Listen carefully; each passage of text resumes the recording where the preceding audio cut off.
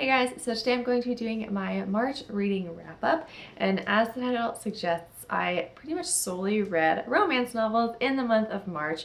So I first wanted to just share what I read that wasn't a romance novel, and then if you don't care about new adult or romance or any of that genre, you probably won't be too interested in this video, so I just wanted to give you a warning before I get into it.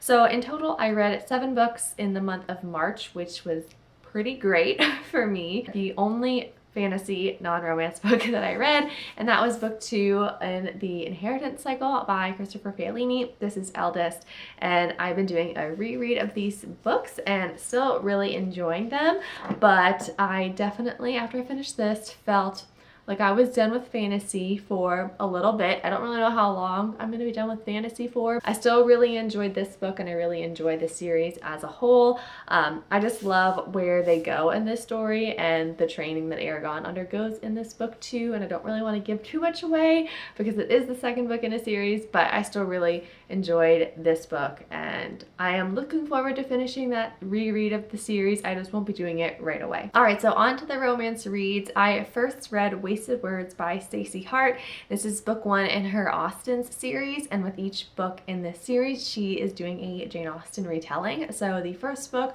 follows Cam and Tyler, and this is an Emma retelling. So Cam is playing matchmaker. She just always has to set up her friends. She gets a lot of joy out of setting people up and having them live a fairy tale happily ever after, but she's never been able to set up her best friend slash roommate Tyler because he's just too good for anyone she has in mind. And cue the romance. I thought it was sweet, it was cute, it was just what I wanted to jumpstart my romance reading month, and I had so much fun with it. I think I read it in just like 2 or 3 days because it's so addicting and just really good fun. I loved it. I still am thinking of the epilogue now and just how cute it was. So you know, I thought it was so adorable. But that was the first book I read, and I also read the second and third books by her, so I'll give you a brief little synopsis for those if you didn't yet watch my reading vlog. So the second book in the Austen series that I read is 1,000 Letters, and this one is not the cutesy rom-com romance, so just putting that warning out there. But also with this series, you don't have to read all of the books in order because they're more companion novels. This book is a second chance romance, and it's a lot heavier in theme. It follows 2 characters and their love story. It's Elliot and Wade. And Elliot and Wade dated when they were teenagers, like in their final year of high school, and they broke up. You read all about what went down, and she hasn't seen him in 8 years, and so she's in her mid-20s now, and her best friend is the sister to Wade. So she's still kind of connected in their family, and this book starts with her best friend coming to her crying and saying that her dad has terminal cancer and there's nothing they can do for him. It's really like his last days, and so because of that, her brother Wade, who's Elliot's ex, comes back into town obviously to spend time with their father. There's a lot of grief they're dealing with just in that aspect because she doesn't have a good relationship with her own family and her own parents. Her own dad was kind of a horrible person, and honestly those characters were so annoying to read about because they are the worst. So she really has viewed their father as her father. There's a lot of tension, a lot of angst in this because Elliot and Wade hadn't spoken in I think 8 years or so, and Elliot in the beginning had sent a lot of letters and she never got a response back. So there's a lot of anger and unsaid things between them, and it's really, really good. If you want yourself just an angsty second chance romance, I would highly recommend this for you. So the third book in that series goes back to being more of like a lighthearted rom-com. It does still have some heavier topics, which I think Stacey Hart does a really good job of balancing all of that in one, because it's more than just a romance, like it's like a story and it's good. So Living Out Loud, also I didn't mention all these take place in New York City, so if you really like that as a backdrop, you're gonna love this series. So this follows a girl named Annie. She's 18 years old and she lived in this small town her whole life. She's kind of been sheltered because she has a heart condition, and so she could never really do what other kids could do, and has always been sheltered from her family. And she's had a good childhood, but it just wasn't everything it could be. And so she moved to New York City because her father recently passed away in a car accident, and they don't really have any money left. Her mother was also paralyzed in the accident. So they move in with some family in New York City, and Annie makes this list of things that she wants to do because she wants to live life and she wants to experience life. And so she comes up with this list, and one of them is to get a job. And so she gets a job at the bookstore that we see in the first book Wasted Words, and also the second book very briefly. This is a cute little bookstore. I just want to visit that bookstore just as a sidebar. And she meets and befriends her boss, Greg, and they get along really well, become really close friends, but obviously there's more there. But she's just so innocent and naive. She's so young. She's been sheltered, and now she's moving to this whole big new city, and so there's a lot that she's just unaware about in life. I thought this book was just so sweet and just so cute, and I loved that it did bring a little bit of a deeper topic into the story. Overall, I really liked these books. I know I've talked about them a lot already in this video, so I'm gonna wrap it up here really quickly. But one thing I really enjoyed about this series was that, yes, it was new adult and it was romance, but it was really light on the steaminess aspect, and that's something I don't really care for in new adult and romance, which makes it hard to find books that I want to read because I don't want to read those kinds of books. So I'm really happy that I found this series. If you like reading that stuff, that's 100% fine. It's just not what I like to spend my time reading. I'm more interested in like the relationship and the romance in that way versus just like steamy scenes. So that's one thing that the series definitely had going for it. Also, I didn't mention, but I gave all of these books 4 stars.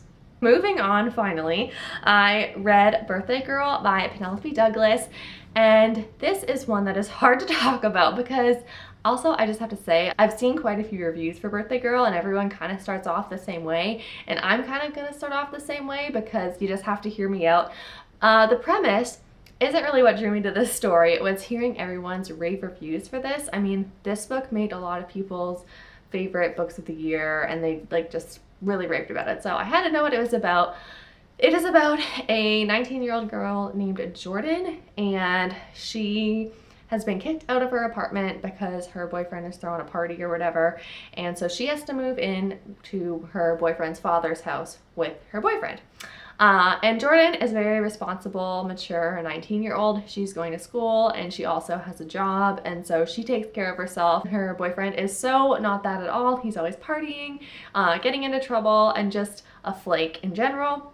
So they're obviously very different, and so because of that, when she moves into her boyfriend's father's house, her boyfriend doesn't show up half the time for things he says he's gonna show up for, and so Jordan and Pike, the father, form a friendship, and well, it's a romance, and it's a forbidden romance, so you can kind of guess what happens. Jordan and Pike start to develop feelings for each other, but honestly, there was just so much cuteness and just the way that they were with each other and just how they were so real with each other. I really loved it, and this is a hard one to come to terms with because I've never read an age gap romance before, which this is classified as. Pike is 39 and she's 19. Honestly, when you read the story, you just fall for them, and I just think it's the sweetest thing ever. So I couldn't give this a full 5 stars though. I honestly 100% wanted to give it 5 stars, but it was too steamy for my taste. So because of that, I did have to dock it a point and I give it 4 stars. I really love the story, and it was so dramatic, and you constantly had to keep reading because you needed to know what was going to happen, but just like way too much steaminess for me to like completely enjoy it. But if that doesn't bother you, I would highly encourage you to read it because it was a very addictive read. Next, I read From Lukov with Love, and this is by Mariana Zapata, that may be how it's pronounced, and I really liked this one. I gave it 4 stars. This is a figure skating sports romance following our main character who has been figure skating since she was a little girl. She had a partner for 3 years before he just flaked out and left her, and so she's kind of nearing the end-ish, it seems like, of her career because she doesn't have a pair anymore, and she's a little older, and so she's still skating because skating is her life, but she kind of doesn't know where she's going with it, and figure skating is honestly all that she has going for her. And her enemy, arch nemesis, approaches her with his manager and asks if she would be his partner for the upcoming season, and they will only do 1 season together. So even though she absolutely hates this guy, she agrees to it because it's really the only thing that could possibly save her career in any way. They make a bargain that after the season, they promise they will find her another partner to do pairs figure skating with. It's an enemies to lover romance, if you couldn't tell. Jasmine's best friend is Ivan's sister. That was hard to say, but so she has known about Ivan her whole life, and I super enjoyed this book for a few reasons. It was really not steamy at all. It was more so about their relationship and their figure skating relationship. And even more so than that, it was really just about Jasmine and her coming to terms with her career as a figure skater and what that meant, and also how she put her family kind of on the back burner for the past few years, and how she's trying to be better with her family and see what really matters in life. And then her friendship that develops with her enemy, and just how it turns into something more is just so sweet, you guys. I really liked this one a lot. My only reason I couldn't give it 5 stars was because I did find that it was pretty slow in the beginning. I honestly was wondering what was the point of this book. I don't get why everyone hyped this one up so much. I don't know why I noticed this, but I definitely did. During scenes with dialogue, there maybe be 1 sentence of dialogue and then a paragraph of her inner thinking and musings on what the sentence was about. So the conversations and interactions with other people really seemed to drag out far longer than necessary, only because there was so much inner processing that went on in her head. So I did find that a little bit annoying, and I don't know if it stopped after the beginning or if I just got used to it, but I definitely got past it and was able to completely enjoy the story. So even though it had a slower start and I had that issue with the writing, I definitely loved it, and I will for sure be reading more from this author. The final book that I read in the month of March is The Fox and the Hound by R.S. Gray, and I just had to read an R.S. Gray book since I was reading romance, and I'd read 2 of her books before and just really loved them. She writes really good romantic comedies.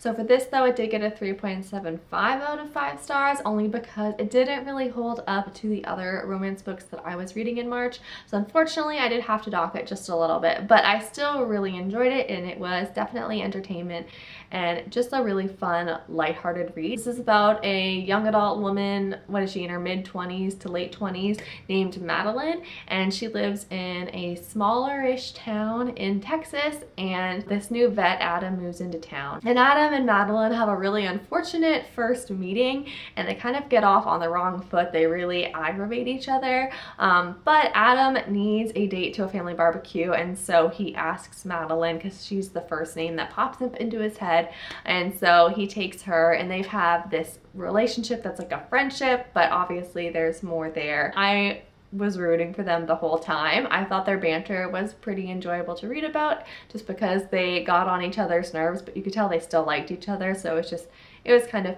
cute and funny. That wraps up my March reading wrap up. If you have any romance recommendations for me, and definitely let me know, because I'm still in a romance mood, but also want to read historical fiction. So if you can find me a book that just merges all of that, that would be fantastic. Anyway, so thank you so much for watching, and happy reading.